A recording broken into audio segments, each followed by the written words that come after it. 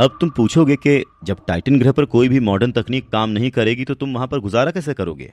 तो वीर, टाइटन ग्रह पर सब कुछ प्राचीन दौर की पृथ्वी जैसा ही है। इसीलिए वहां गुजारा करने के लिए तुम्हें भी प्राचीन दौर के तौर तरीकों को अपनाना होगा।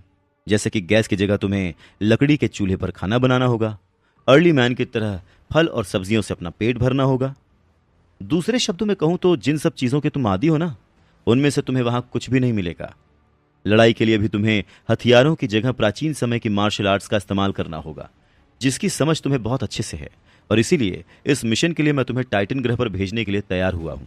लेकिन सिर्फ प्राचीन मार्शल आर्ट्स की समझ होना ही काफी नहीं है। टाइटन ग्रह पर उन खतरनाक एलियन से लड़ने के लिए तुम्हें इसी मार्शल आर्ट्स की बेसिक में कई तरह की अलग अलग तकनीकें जोड़नी होंगी, जिसकी ट्रेनिंग तुम्हें टाइटन ग्रह पर भेजने से 1 महीना पहले यहां पर दी जाएगी। इसके अलावा टाइटन पर अपनी ताकत बढ़ाने और एलियंस का सामना करने के लिए तुम्हें एक और चीज की मदद मिलेगी, और वो है एलियंस की डेविल सोल। लेकिन इस तरह की शक्ति तुम्हें यहां नहीं बल्कि टाइटन ग्रह पर ही मिलेगी। जब वहां पर तुम किसी एलियन को मारोगे ना, तो ही तुम उसकी डेविल सोल हासिल कर सकते हो। एक बार जब तुम किसी एलियन की डेविल सोल हासिल कर लेते हो, तब या तो अपने रूप को उसी एलियन की तरह बदल सकते हो या फिर उसे कवच या ढाल की तरह इस्तेमाल कर सकते हो। यह इस बात पर निर्भर करेगा कि तुमने किस तरह के एलियन को मारा है। इसके अलावा तुम टाइटन ग्रह के फल और सब्जियों के सूप से भी जीन पॉइंट्स हासिल कर सकते हो, पर उसकी मैं ज्यादा गारंटी नहीं दे सकता। बाकी जैसे जैसे तुम डेवलप होगे, वैसे वैसे तुम्हारे जीवन के साल भी बढ़ते जाएंगे। देव आश्रम में डेवलपमेंट के 4 चरण होते हैं, और जैसे जैसे तुम्हारे डेवलपमेंट के चरण पूरे होते जाएंगे, वैसे वैसे तुम अगले चरण के लिए क्वालिफाई करते जाओगे। तुम्हारी भाषा में समझाऊं तो ये ठीक उसी तरह से है जिस तरह से तुम्हारे वीडियो गेम का कैरेक्टर अपग्रेड होता है। लेकिन ये सब कुछ तुम्हारे जीन पॉइंट्स पर निर्भर करता है। तुम्हारे जीन पॉइंट्स जितने ज्यादा ताकतवर होंगे, उतनी जल्दी तुम डेवलप होकर अगले चरण पर पहुंच जाओगे, और जितनी जल्दी तुम अगले चरण पर पहुंचोगे, तुम उतने ही ज्यादा ताकतवर होगे और खतरनाक से खतरनाक एलियंस का सामना कर पाओगे। डॉक्टर खुराना की बात सुनकर वीर बहुत ज्यादा उत्साहित हो जाता है। पर एक सवाल अभी भी वहीं का वहीं था। ऐसा सब करके उसकी परेशानी कैसे हल होगी? इसी बारे में वो डॉक्टर खुराना से पूछता है। टाइटन ग्रह के एलियंस 4 कैटेगरीज में डिवाइडेड हैं। पहले आम एलियंस, दूसरे प्राइमरी एलियंस यानी कि वो जो डेवलप होना शुरू हो चुके हैं, तीसरा म्यूटेंट एलियंस यानी वो जो पूरी तरह से डेवलप हो चुके हैं, और चौथे सीक्रेट ब्लड एलियंस। अलग अलग एलियंस के अलग अलग जीन पॉइंट्स होते हैं जो तुम्हें उनकी एनर्जी हासिल करके मिलेंगे। लेकिन उसके साथ साथ तुम अपने शिकार को बेचकर भी पैसे कमा सकते हो। और अगर तुम्हारी किस्मत अच्छी हुई और तुम किसी ताकतवर एलियन जैसे म्यूटेंट एलियन या सीक्रेट ब्लड एलियन का शिकार कर लेते हो, तो उस एलियन की डेविल सोल या हथियार बेचकर तुम आसानी से करोड़ों कमा सकते हो। डॉक्टर खुराना की बात सुनकर वीर की आंखों में चमक आ जाती है। लेकिन वीर, ये इतना आसान नहीं होगा। जैसा कि मैंने तुम्हें पहले भी बताया है, टाइटन ग्रह पर खतरा काफी ज्यादा है, और सबसे बड़ी बात, वहां पर तुम अकेले पृथ्वीवासी नहीं होगे। तुम्हारे अलावा और भी कई लोग वहां पर तुमसे पहले से मौजूद और तुमसे ज्यादा ताकतवर भी हैं। इसलिए वहां तुम्हें सिर्फ एलियन से ही नहीं लड़ना है, बल्कि अपने आप को दूसरों के सामने प्रूव भी करना है। तुम्हारा कंपटीशन सिर्फ वहां पहले से मौजूद पृथ्वीवासियों से ही नहीं बल्कि खुद से भी होगा। तुम जितना जल्दी खुद को ताकतवर बनाओगे, उतनी ही जल्दी खतरनाक एलियंस को मारकर पैसे कमा पाओगे। लेकिन एक बात मैं तुम्हें पहले ही बता देना चाहता हूं कि अगर इस सीक्रेट मिशन में तुम्हें कुछ हो जाता है, तो हमारी एजेंसी इसकी कोई जिम्मेदारी नहीं लेगी, क्योंकि सरकार को हमारे इस मिशन के बारे में कुछ नहीं पता है। इसीलिए अब मैं फैसला तुम पर छोड़ता हूं। अगर तुम यह खतरा मोल लेने के लिए तैयार हो, तो मैं अभी ही तुम्हारे टाइटन ग्रह जाने की सारी तैयारी शुरू कर देता हूं। नहीं तो फिर हम कोई और रास्ता सोचेंगे। फैसला तुम्हारा है, अच्छे से सोच लो पहले। इतना कहकर डॉक्टर खुराना रिलैक्स होकर बैठ जाते हैं, और वीर उनकी बातों पर गौर करते हुए सोच में पड़ जाता है। डॉक्टर खुराना की बातों से वीर को एक बात तो साफ हो गई थी कि टाइटन ग्रह में वाकई बहुत खतरा है। लेकिन अगर वो वहां नहीं गया तो 3 करोड़ जैसी बड़ी रकम को इतने कम समय में इकट्ठा करने का शायद कोई दूसरा मौका नहीं मिलेगा। अगर वो इस सीक्रेट मिशन पर जाता है तो उसकी जान को खतरा है, और अगर वो इस सीक्रेट मिशन पर नहीं जाता और यहीं पृथ्वी पर रहता है, तो उसका परिवार बेघर हो जाएगा। काफी देर तक सोच विचार करने के बाद वो अंत में एक फैसले पर पहुंच जाता है। अंकल, मैं टाइटन ग्रह के इस सीक्रेट मिशन पर जाऊंगा। वीर का फैसला सुनकर डॉक्टर खुराना को बेहद खुशी होती है। कहीं ना कहीं उन्हें वीर से उम्मीद भी यही थी और वीर पूरी तरह से उनकी उम्मीदों पर खरा उतरा था।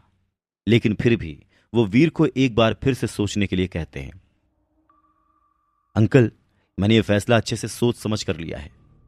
जब तक जिंदगी में कोई चैलेंज ना हो तब तक जिंदगी जीने में मजा नहीं आता, और ये तो मेरी जिंदगी का सबसे बड़ा चैलेंज है। मेरे लिए इससे ज्यादा रोमांचक बात क्या होगी कि जिन सुपर हीरोज की फिल्में देखकर मैं बड़ा हुआ हूं, मुझे उन्हीं की तरह जिंदगी जीने का मौका मिलेगा। जानता हूं कि इसमें खतरा है, लेकिन अगर मुझे कुछ होना होगा तो वो तो यहां पर भी हो सकता है। टाइटन ग्रह जाऊंगा तो शायद मर जाऊंगा, लेकिन अगर नहीं गया तो अपने परिवार को बेघर देखकर पल पल मरूंगा। इसलिए मैं टाइटन ग्रह जाऊंगा अंकल। बस आपसे एक ही रिक्वेस्ट है, अगर इस मिशन में मुझे कुछ हो जाता है तो आप बस मेरी फैमिली को संभाल लीजिएगा, उनका ध्यान रखिएगा।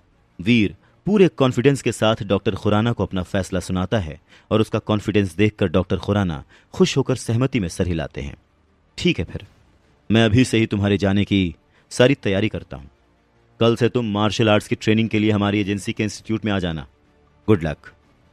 डॉक्टर खुराना वीर के कंधे पर हाथ रखते हुए उसका हौसला बढ़ाते हुए कहते हैं, और जवाब में वीर बस हल्का सा मुस्कुरा देता है।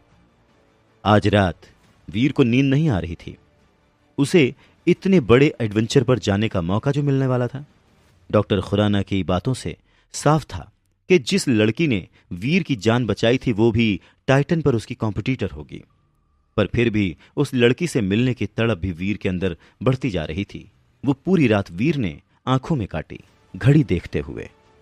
सुबह होते ही वीर दबे पांव छुपते छुपाते घर से बाहर निकलने ही वाला होता है कि मम्मी की आवाज पीछे से आकर उसे रोक देती है। अरे वीर, इतनी सुबह सुबह कहां जा रहा है? और तू इतनी सुबह कब से उठने लगा? वीर मुस्कुराता है। वो जानता है कि आज फिर उसे मम्मी से झूठ बोलना पड़ेगा, पर अपने किसी स्वार्थ या फेल्योर को छुपाने के लिए नहीं, बल्कि परिवार की रक्षा करने के लिए, परिवार को सुविधा देने के लिए। वीर अब अपनी एक्टिंग स्किल्स दिखाते हुए अपनी मुस्कुराहट छुपा करके ड्रामेटिक तरीके से बोलता है, अरे मम्मी, पता है वो हमारे मैथ्स टीचर है ना? मां चिंतित होती है। अब क्या किया उन्होंने? अरे उनकी टांग टूट गई मां। वीर पैंतरा जड़ता है।